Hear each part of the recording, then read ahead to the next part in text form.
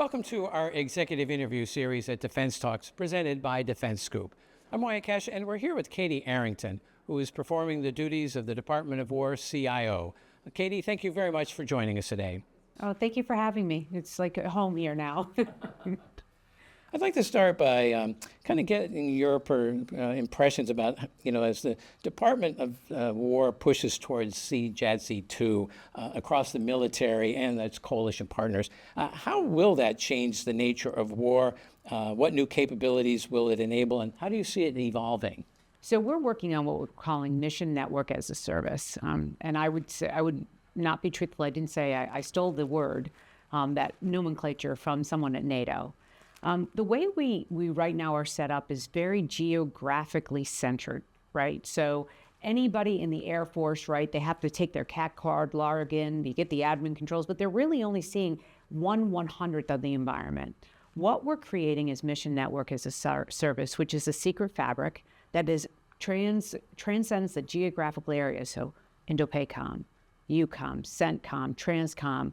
And the transport has all been federalized for the department.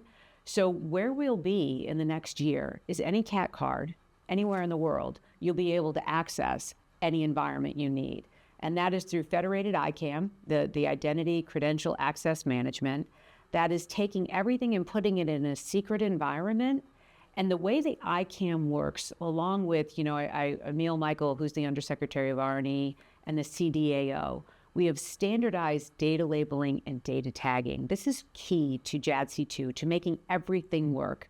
That once it's in this environment and the data is labeled and tagged appropriately, the micro segments we can take off of this massive data lake will bring it up directly to the ICAM, to the user, so they can use and see exactly what they need to see anywhere around the world.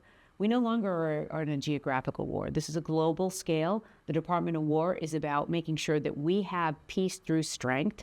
And the only way to do that is we're able to communicate. C2 is the basis of everything that we do. So Mission Network as a Service, secret fabrics that are woven throughout the world so that we can communicate at the time of relevance, speed, and efficiency and lethality for the warfighter. Well, that really does sound game-changing. So it is. It's monumental. Exciting to hear. Next, I'd like to turn towards Zero Trust and ask, how is the Department of War, ensuring consistent Zero Trust implementation across these diverse and distributed network environments all the way out to the tactical edge? It's much easier than one would think when our commercial providers, right, our partners in the DIB, they moved to Zero Trust a decade ago. So it's much easier than people realize. DISA has been a massive help in this environment. And I can't give enough credit to General Paul Stanton, who's leading DISA right now. We are collapsing networks into Zero Trust environments, moving them over. Randy Resnick has done a great job as the PMO. Recently, we put out guidance on OT for Zero Trust. And it has been, the effort has been, I would say, invigorated with tech debt resourcing, right? So to get to Zero Trust, you have to assume, right, that the adversary's in the network. So you have to look at the hardware and the software that you've been using for virtually decades. So tech debt, using those resources and funds to move, lift, and shift into Zero Trust environments has been a game changer. Now, will we have it done by 27? We don't have a choice to have it done by 27. So it's an all-in effort. Every service has been moving at the speed of relevance. This administration, this secretary, the arsenal of freedom, everything that we've been doing is to get to those environments faster.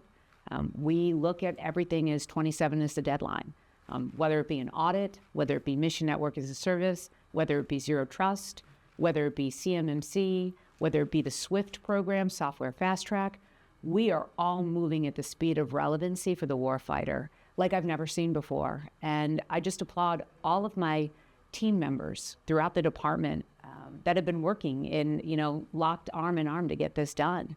If it wasn't for them, we wouldn't have the success that we have. So very much positive on Zero Trust. It's the only way to go. I'm just concerned as we move to Zero Trust, making sure that we resource that this is not a one and done. Zero Trust means continuous monitoring. Zero Trust means that there's continued remediation efforts. And that's one area that I I have concern on, are we resourcing it appropriately beyond the FIDEP? Because it doesn't stop today, it's continual. And that's where we have to sharpen our pencils. And what Undersecretary A&S, Honorable Duffy, is doing with the Arsenal of Freedom, I think we'll be able to achieve that goal. That's such an important point. Well, Katie Arrington, thank you so much for taking a few minutes joining us here at Defense Talks and kind of giving us a kind of an update on where you're seeing the Department of War heading with its technology demands. Well, thank you so much for having me. You have a blessed day.